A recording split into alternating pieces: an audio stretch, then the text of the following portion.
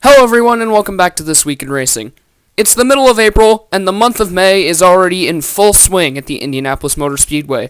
As teams get ready for the IMS Oval Open test this coming week, concerns over filling the Indy 500 entry are growing. So far, only 32 entries are confirmed for the race, with multiple still pending, but we still really don't know if they will actually happen.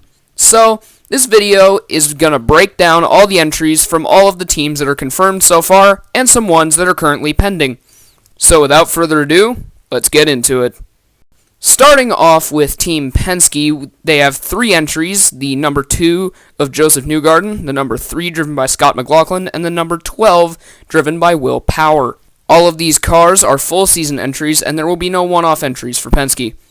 Next is Chip Ganassi Racing with 5 cars. The number 8 driven by Marcus Ericsson, the number 9 of Scott Dixon, the number 10 driven by Alex Palou, 48 driven by Jamie Johnson in his first Indy 500, and an unnumbered car that will be driven by Tony Kanaan.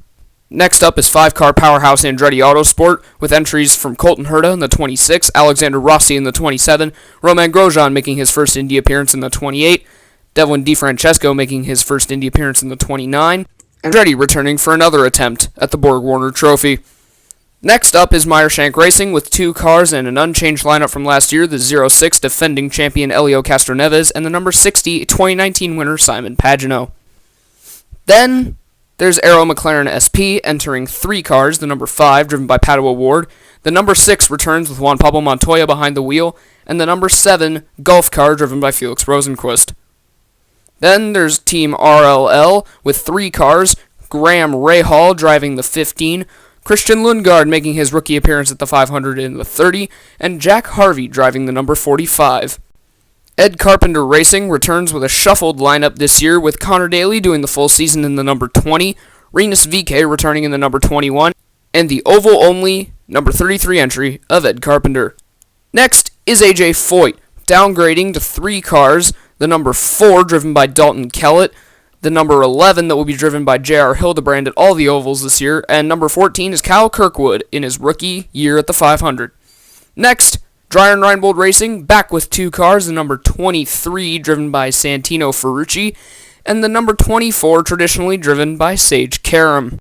This team looks to be Indy 500 only. Next is Dale Coyne Racing with 2 cars, the number 18 HMD car driven by David Malukas in his first 500, and the number 51 Rick Ware Racing entry driven by Takuma Sato.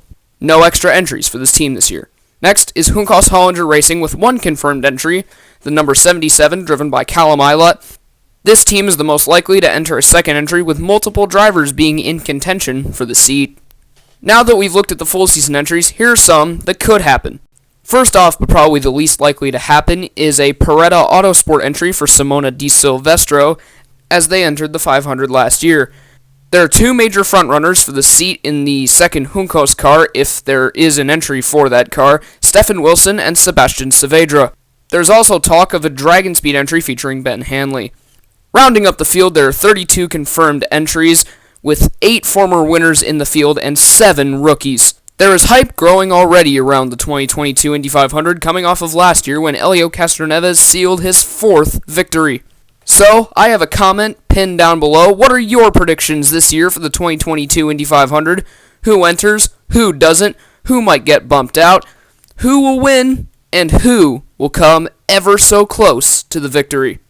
That is a wrap-up of the Indy 500 field so far. Thank you for watching. Make sure to like, subscribe, and hit the bell for more news, videos, and notifications. And share the video with your friends. Thank you, everyone, so much for watching. See you next time. Bye. Crazy. My goodness. Helio Castroneves has to weave his way through here under the ultimate pressure. Got to set this up. Palou's got to just back it off here and set this up off of turn 2. This is where it's going to happen. Final lap out of turn 2. Onto the backstretch for the final time. Can Castroneves weave his way around with a move that Ryan Hunter-Reay put on him many years ago? He sticks behind RHR. Now here Palou. Palou gets closer. There's a 4-time win on the line for Helio Castroneves. Look at the crowd. They know history's on the line. Welcome to the 4-time club, Helio Castroneves. home.